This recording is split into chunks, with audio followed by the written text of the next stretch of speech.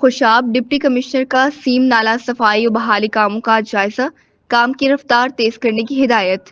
خبر شامل کرتے ہیں خوشاب سے، جہاں ہمارے deputy bureau chief Rana Umair Noor کی رپورٹ کے مطابق ڈپٹی کمشنر خوشاب فروہ عامر نے شوالہ سیم نالہ محلہ رونق پورہ اور قاسم پورہ کا دورہ کیا۔